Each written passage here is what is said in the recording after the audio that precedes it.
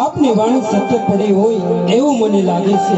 આજ મારા પુત્ર થકી ગૌરક્ષક થતા હોય, આજ મારા પુત્ર થકી બેન દીકરી સુરક્ષિત રહેતી હોય તો સાલો સાધુ મહાત્મા આપણે સૌ સાથે મળી ભગવાન દ્વારકાધીશનો પંથ કરીએ, ત્યાં ગંગા નદીની અંદર વસી અને પુત્રના વરદાન મેળવીએ। જો પુત્રના વરદાન નહીં મળે ને તો ત્યાં હું મારા દેહનો ત્યાગ કરીશ। અરે ના મહારાજ, અરે મહારાજ, જો આપની જેવા ગૌરક્ષક હાલ દુનિયામાંથી ચલે જશે મહારાજ તો આ ધરતી રાક્ષસોથી ભરસક થઈ જશે। મહારાજ, તમારા જેવા ગૌરક્ષકોના હાથની અંદર જ્યાં સુધી સત્તા છે ત્યાં સુધી અધર્મનો પાપ છે। મહારાજ, જો તમારા જેવા રાજા સર્યા જશે ને મહારાજ તો દરેક ગામ અને દરેક શહેરની અંદર આતંક ફેલાઈ જશે। એટલા માટે મહારાજ ચાલો આપણે સૌ સાથે મળી અને દ્વારકાધીશના પંથે જઈ, કદાચ કાળિયો ઠાકર મારી વાત માને કે ન માને પણ આપની વાત તો તે જરૂર માનશે। હા સાધુ મહાત્મા, તો ચાલો। હે જી દ્વારકા જઈને તમારો દીકરો અને હમને ભૂલી કા ગયા ભગવાન, હે જી હતા આપણા નાનપણના નેડલા,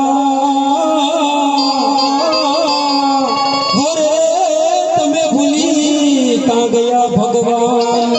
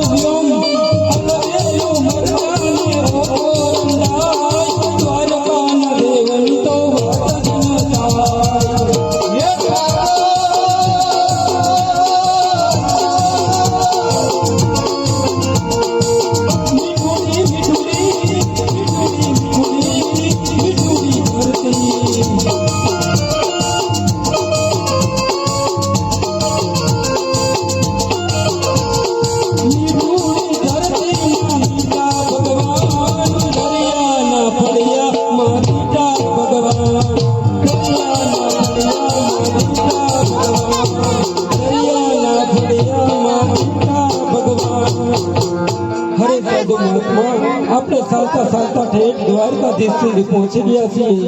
તમારો સંગડો પણ ઘણો થાકતો હોય એવું લાગે છે, માટે તમારા સંગડાને વિરામ આપો. ત્યાં હું ગંગા નદીની અંદર સ્નાન કરી અને હમણાં પરત પાછો આવું છું.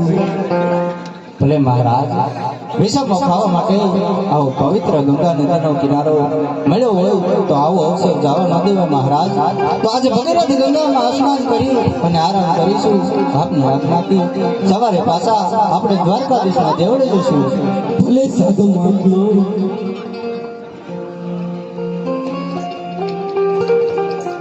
અગર કોક મારું નેટ ચોરી જાય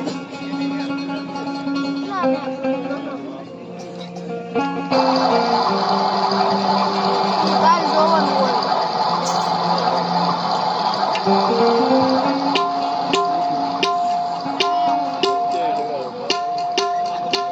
હે ઠાકર, હવે હું તો થાકી ગયો અને નથી હવે મારે બીજો કોઈ આધાર, પણ હારીને આવ્યો તમારે દ્વાર. હરે રે તમે સહાય કરજો ઈ શામળા.